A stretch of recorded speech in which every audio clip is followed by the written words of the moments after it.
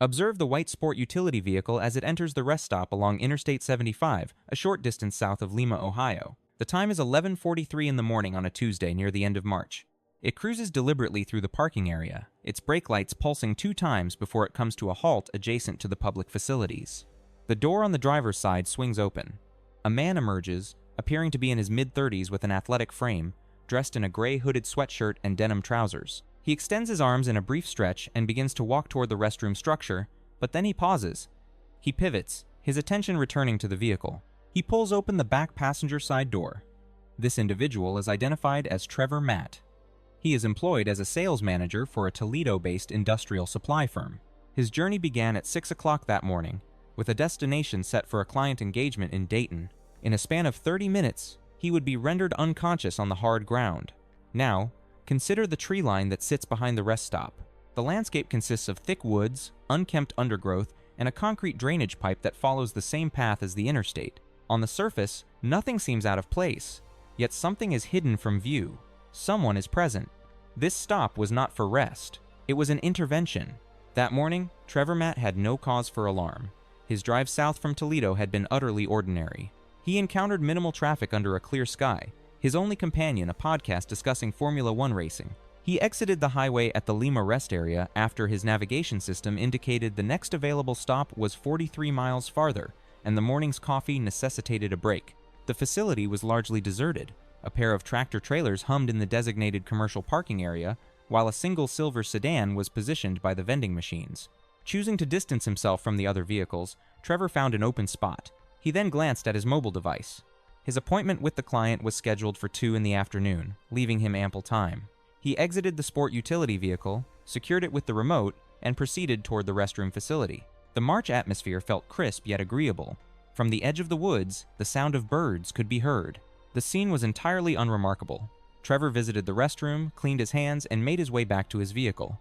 His mind was occupied with the presentation he had constructed, mentally rehearsing his sales pitch. As he reached for the keys to his vehicle, a sound broke the silence. A soft noise emanated from the forest behind the parking area. Trevor halted his movement. He directed his gaze toward the woods. The sound occurred a second time. It was a type of whimpering, sharp and full of distress. His initial thought was of an animal, perhaps a dog that had been left behind. Such abandonments were not unheard of at these locations. He began to move in the direction of the noise. The forest was far denser than it looked from the paved lot.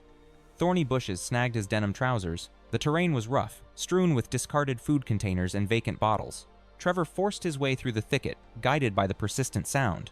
The noise grew in volume, becoming clearer with each step. He recognized it was not a dog, but something different. He carefully moved past a downed tree trunk. It was at that moment he noticed the culvert, a concrete drainage tube approximately 4 feet in diameter, partially embedded in the slope of the land.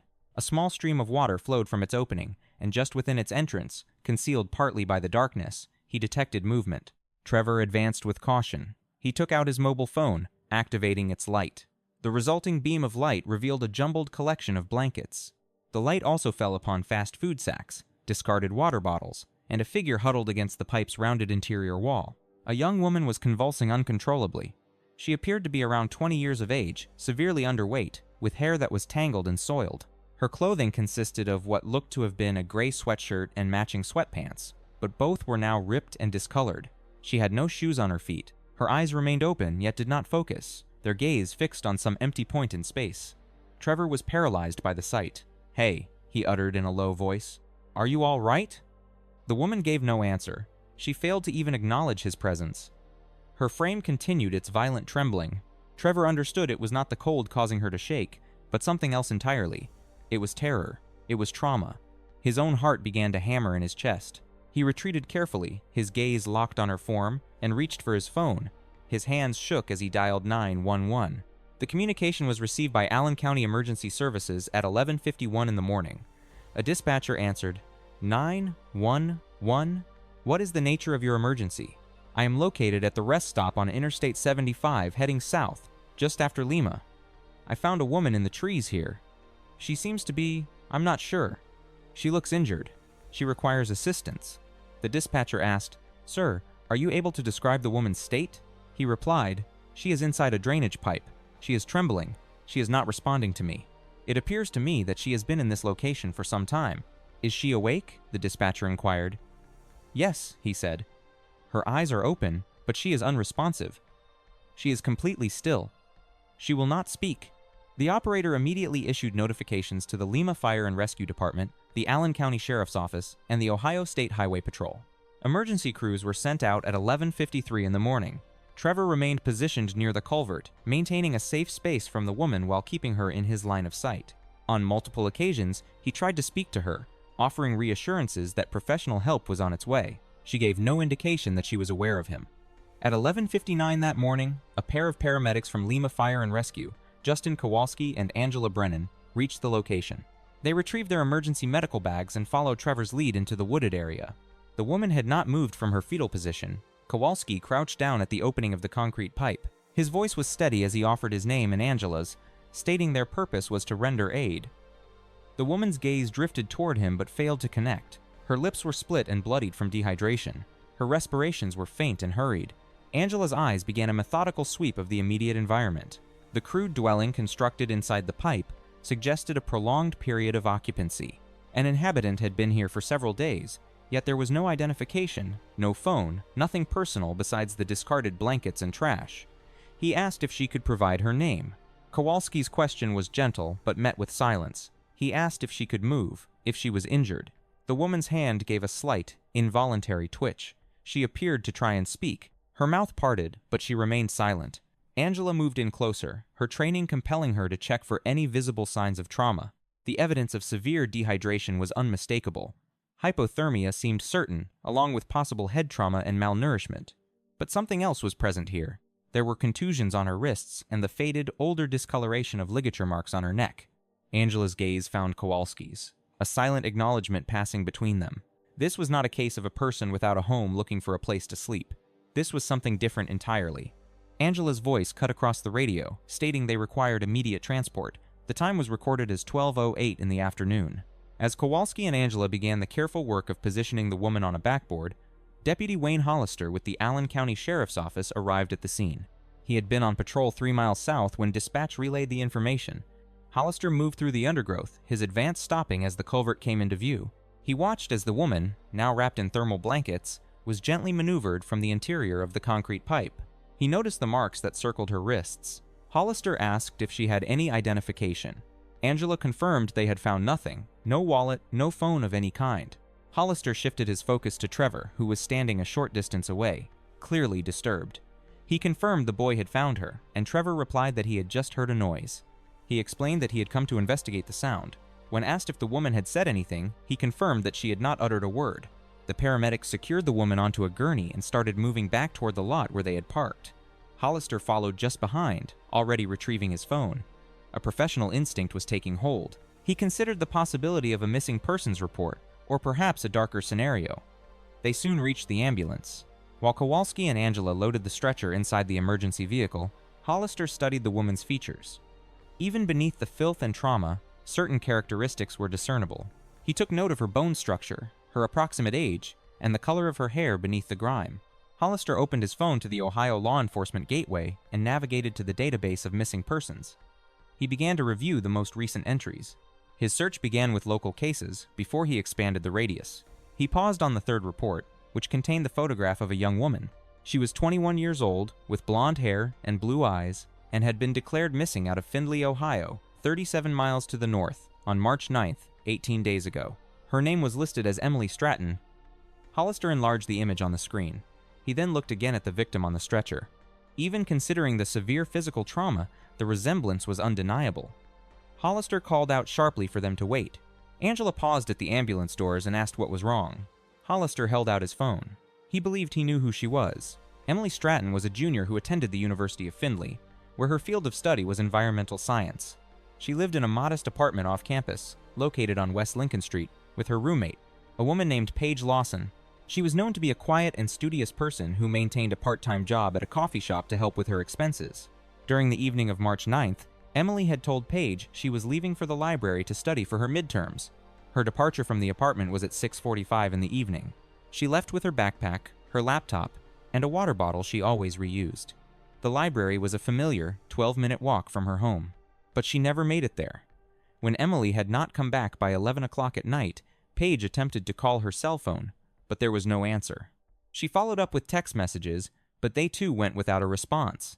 At the stroke of midnight, Paige placed a call to Emily's parents, who lived in Bowling Green. Emily's father, Robert Stratton, contacted the Findlay police without delay. The official investigation was launched that very night. Authorities with the Findlay police were able to quickly establish Emily's last confirmed location. Video footage from a CVS pharmacy situated on West Main Street, about halfway between her apartment and the library, captured Emily walking by at 6:58 in the evening. Nothing seemed out of the ordinary. She had her backpack over her shoulder, her phone in her hand, and she walked with a sense of purpose. But after that point, the trail vanished completely. No other cameras captured her image, and her cell phone showed no activity after 7:03 in the evening, which is when the device either died or was turned off. There were no ATM withdrawals or credit card charges. It was as if Emily Stratton had simply ceased to exist. Detective Sharon Caldwell with the Findlay Police was assigned as the lead on the case. She began by conducting a series of in-depth interviews with Emily's entire social circle, including friends, classmates, professors, and her coworkers. A consistent profile of Emily began to form from every person the detective spoke with. She was described as responsible and predictable, and certainly not the kind of person who would vanish without an explanation. Detective Caldwell acquired Emily's phone records. The last text message she transmitted was to Paige at 6:52 in the evening. It said, "Library, see you later." The final call she had answered was from her mother at 3:17 that afternoon. The conversation had been completely unremarkable. Search teams meticulously combed the physical route between Emily's apartment building and the library. They discovered nothing. The scene offered no clues, no trace of a struggle, and none of her personal effects were missing. By the 15th of March, a mere 6 days after Emily vanished, the trail had gone completely cold. Detective Caldwell was facing a void with no persons of interest, no one who saw anything, and no direction to follow. The search was forced to broaden, reaching into both state and federal information systems. An image of Emily was officially circulated among police departments throughout Ohio and into all surrounding territories. Her family made a heart-wrenching appeal on local television, begging for any scrap of information. A vigil was held at the University of Findlay, while the community blanketed the county with flyers. For all intents and purposes, Emily Stratton had vanished from the earth until the 28th of March. At 17 minutes past noon, an ambulance delivered her to the doors of the Lima Memorial Health System. Dr. Patricia Monroe, an attending physician in the emergency room, immediately assumed command of the patient's medical treatment. The first examination revealed a litany of traumas, including extreme dehydration, starvation, a dangerously low body temperature, and clear indications she had been bound for a significant time. Though she was conscious, Emily remained locked in a silent, unresponsive state. She either lacked the ability to speak or chose not to. Her gaze would follow activity in the room, yet there was no flicker of awareness or connection to her environment. Dr. Monroe directed staff to administer intravenous fluids, apply warming blankets, and begin a comprehensive trauma evaluation at 31 minutes past noon. It was Deputy Hollister who officially verified her identity by matching her fingerprints against the student records on file at the University of Findlay. He placed a call without delay to Detective Caldwell, who was stationed back in Findlay. Caldwell reached Lima Memorial at 1:45 in the afternoon. Upon stepping inside Emily's room, she froze in place. The person lying in that hospital bed was a ghost of the girl in the photograph circulated statewide. Emily's frame was diminished by at least 20 pounds. Her complexion was pale and drawn, her hair a knotted mess. The marks from her bonds were still etched into her wrists and ankles, yet against all odds, she had survived. The detective moved toward the bed with deliberate caution. She stated her name and told the young woman that the search had been ongoing for 19 days. Emily's gaze shifted to the detective, but it was a blank stare, devoid of feeling, relief, or terror. In a gentle tone, Caldwell said, "Emily, you are safe now. You're in a hospital. Do you understand?" The response was the slightest inclination of her head. "Can you tell me what happened?" Emily's mouth opened slightly. The sound that escaped was just a breath of a voice, raspy and fractured. "He took me." Over the course of the next 72 hours, Emily Stratton's story started to unravel. Her account came out in broken pieces, a non-sequential narrative, punctuated by extended pauses and the clear physical manifestations of her ordeal. Yet, Detective Caldwell, working with investigators from the Ohio State Highway Patrol and federal agents who had been brought in, began to assemble the fractured details into a coherent timeline. On the night of March 9th, Emily was on her way to the campus library. Her path took her past the CVS pharmacy on Main Street. The time on the security camera confirmed she was there at 6:58 in the evening. Just 3 blocks from there, Near the corner of Main and Baldwin, an unmarked white van moved up beside her. She could not provide a clear description of the man behind the wheel. Her memory only held that he was dressed in dark clothes and wore glasses, and that he had inquired about the way to the hospital. Emily, intending to help, stepped closer to the passenger side to give him directions. Suddenly, the van's side door slid back. A second individual seized her from the rear. His hand covered her mouth, silencing the scream before it could begin. The entire abduction took less than 5 seconds before the door slammed, sealing her inside. The vehicle sped off into the night. There were no witnesses. Emily recalled the feeling of plastic ties securing her wrists and ankles, and a strip of duct tape being sealed across her lips. A hood was forced over her head, plunging her into darkness. The journey in the van seemed to stretch on for an eternity. She was blind, silenced, and immobilized. When the hood was at last pulled away, she found herself in a subterranean room. The space was defined by concrete walls, illuminated by one naked bulb, and offered no view of the outside world. A simple mattress lay on the floor, with a bucket in the corner. There was nothing else. Her captor, the man who had pulled her into the van, a man she would later say was in his mid-40s, losing his hair, with an anchor tattoo on his forearm, laid out the conditions of her imprisonment. He told her not to make a sound. He warned her against any attempt to flee. She was to follow every command without question. Compliance would be rewarded with food. Defiance would result in pain. Emily's life in that basement lasted for 14 days. Throughout her captivity, her sustenance was meager, consisting of pre-packaged sandwiches, bags of chips, and bottled water. She could use the bucket for her needs, but never without being observed. While she was spared physical violation, the mental and emotional cruelty was ceaseless. Her captor would methodically dismantle her hope, insisting that the search had been called off, that her family had moved on, and that the world had forgotten she ever existed. On the 23rd of March, which marked the 14th day she had been held, the man announced that she was being relocated. Once more, he bound her wrists with plastic ties, pulled the hood over her head, and guided her up the stairs to the outside. She was once again put into the back of the van. Another lengthy, disorienting drive followed, ending in a place Emily did not recognize. When the hood came off this time, she found herself surrounded by trees. Her captor gestured to a large drainage pipe located near Interstate 75. He declared that this would be where she would live now. He left her with 2 blankets, a supply of bottled water, and a plastic bag containing granola bars and some crackers. With that, he departed. For 5 days, Emily remained inside that culvert, paralyzed by the fear that her captor was still observing her from a distance. She carefully conserved her limited provisions of food and water. Her primary focus was to remain concealed from view. She was disoriented, with no sense of place and no way to signal for rescue. Then, on the 5th day, March 28th, a man named Trevor Matt heard the sound of her cries. Once Emily was able to speak, the investigation gained rapid momentum. She provided a crucial description of the vehicle, an older model white panel van with telltale rust on its back bumper, which was immediately broadcast to authorities. A tattoo on her captor's forearm served as a unique and identifying characteristic. Her recollection of the drive led investigators to believe her ordeal began somewhere to the south or west of the town of Findlay. Analysts from the Federal Bureau of Investigation began a meticulous review of Emily's mobile phone records from the days leading up to her disappearance. The digital trail revealed nothing out of the ordinary. No signs of stalking, no alarming communications. On the surface, the abduction seemed to be a crime of opportunity, a tragic case of being in the wrong place at the wrong time. However, the scene of her captivity, the basement, told a different story. The presence of zip ties, duct tape, and a set of specific commands pointed to something far more calculated. These were not the tools of an impulsive act. Someone had meticulously prepared that space. This was a premeditated crime.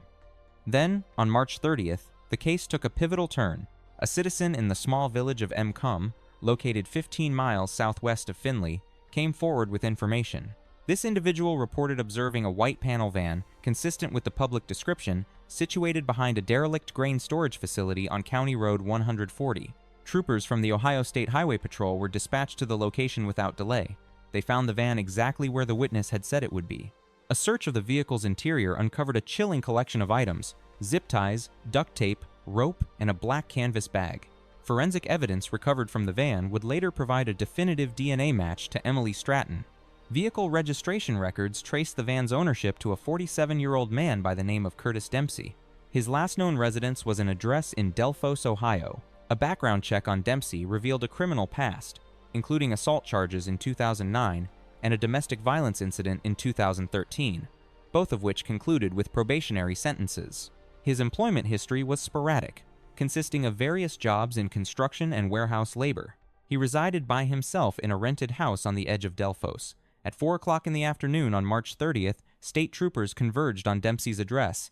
The residence was a small, neglected structure with its curtains drawn and a yard consumed by weeds. A Ford pickup truck was parked in the driveway. The troopers announced their presence with a knock on the door, but received no response. They knocked a second time, clearly identifying themselves as law enforcement officers. Finally, the front door swung open. Curtis Dempsey appeared in the doorway, dressed in a soiled t-shirt and a pair of work pants. His gaze met the troopers with a complete absence of any discernible emotion. One of the troopers addressed him directly, stating they needed to ask him some questions regarding a white panel van registered to his name. Dempsey's expression remained a blank slate. He claimed he no longer possessed the vehicle, stating he had disposed of it a couple of days prior. The troopers then asked if he knew a woman by the name of Emily Stratton. It was at this moment that a subtle reaction, the first of its kind, crossed Dempsey's face. It was not fear, nor was it surprise. It was something more complex, perhaps a look of quiet resignation. Dempsey immediately requested legal counsel. He was taken into custody at the scene, and a search of his residence commenced that very day. Inside the home, investigators discovered the basement, which perfectly matched Emily's harrowing description: concrete walls, a single bare light bulb, a mattress, and a bucket. Forensic analysis would confirm that Emily had indeed been held captive in that room, but the search of the house would yield another, more disturbing discovery. In Dempsey's bedroom, authorities located a filing cabinet containing a series of folders, meticulously organized by year. The folders held a collection of newspaper clippings, printed photos, and handwritten notes, all pertaining to young women, predominantly of college age and from the Northwest Ohio area. Some of the articles documented cases of missing persons, while others detailed assaults and unsolved disappearances that stretched as far back as 2015. Subsequent forensic investigation would connect Dempsey to a minimum of 3 additional abductions throughout Ohio between 2017 and 2023. Each case shared a disturbingly similar pattern. The victims were all young women who had been taken directly from the street. They were held captive for different lengths of time before being released in isolated areas or at deserted properties. One victim, taken in 2019, remained missing. The evidence painted a clear picture. Curtis Dempsey was not merely a predator. He was a serial criminal who had managed to evade detection for almost 10 years. Following her rescue, Emily Stratton spent 9 days at Lima Memorial Hospital before being moved to a specialized facility in Toledo for trauma recovery. Her physical wounds began to mend with relative speed. The psychological trauma, however, would require a much longer journey toward healing. Her parents, Robert and Catherine Stratton, were a constant presence, supporting her through terrifying nightmares. They stayed with her through debilitating panic attacks, and during the profound silences when the weight of her experience left her unable to speak. Detective Caldwell made several visits to speak with Emily during her recovery. Every single conversation uncovered new pieces of information. She recalled small remarks Dempsey had made, the routines he maintained, and objects she had noticed in the basement. Each one of these details proved instrumental in constructing the case against him. On June 12th, 10 weeks after Emily was found, a grand jury formally indicted Curtis Dempsey on 12 counts, which included kidnapping, abduction, unlawful restraint, and assault. The prosecutor's office announced its intention to pursue further charges connected to other victims as more evidence was analyzed and confirmed. The defense attorney for Dempsey put forth an argument that their client suffered from mental health problems that reduced his culpability. The court ordered psychiatric evaluations. The results of these assessments determined that Dempsey fully comprehended his actions and their ramifications, deeming him competent to face trial. By October, the case had moved to trial. On the 3rd day of proceedings, Emily Stratton took the stand. Flanked by her parents and a victim advocate, she entered the courtroom. Settling into the witness chair, she locked eyes with Curtis Dempsey for the first time since her ordeal ended. His expression was a void, the same impenetrable emptiness he displayed at the moment of his capture. For 47 minutes, her voice filled the courtroom. She recounted the abduction, the confines of the basement, the darkness of the culvert. She spoke of the terror, the profound isolation, the utter sense of helplessness. Her voice, though trembling, held its strength.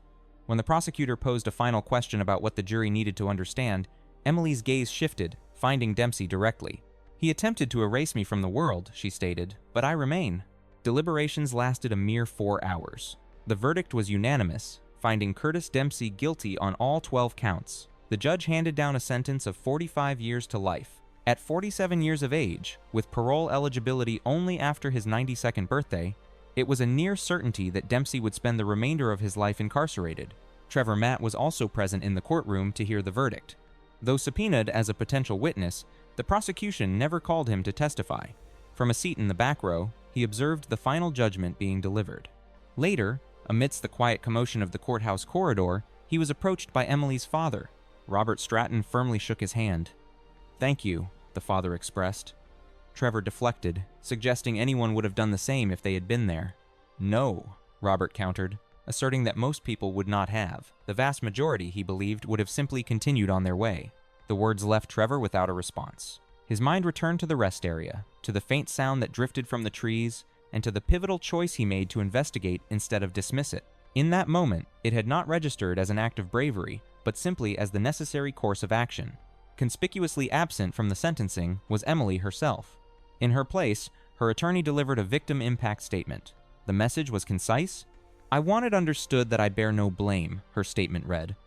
"I was walking to the library. I was offering a stranger directions. My actions were entirely innocent. The events that transpired were his responsibility alone, a consequence of his choices, not mine.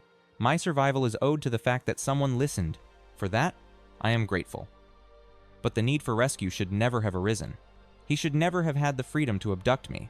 Her words pointed to a larger, systemic failure. Curtis Dempsey's prior convictions had led to mere probation, without incarceration or meaningful, long-term supervision.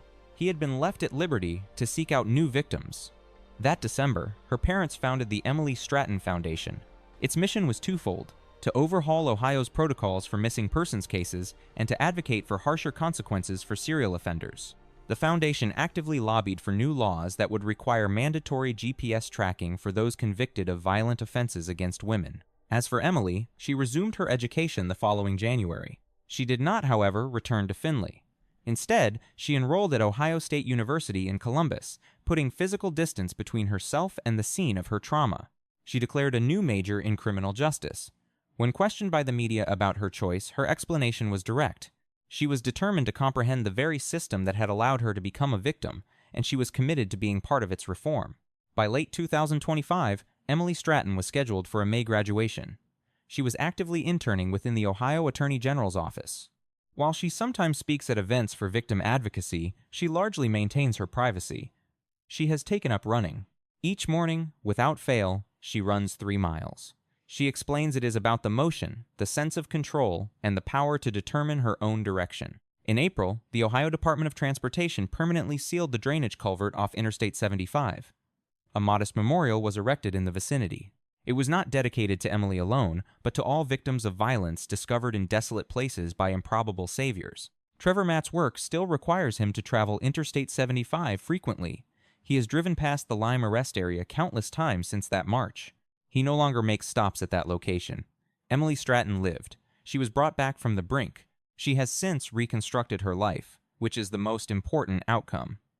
Yet, the fundamental truth remains that she should never have been in a position that required saving. It wears the face of someone who shared 19 years of birthdays, road trips, and late-night conversations. Someone who knew which door to enter.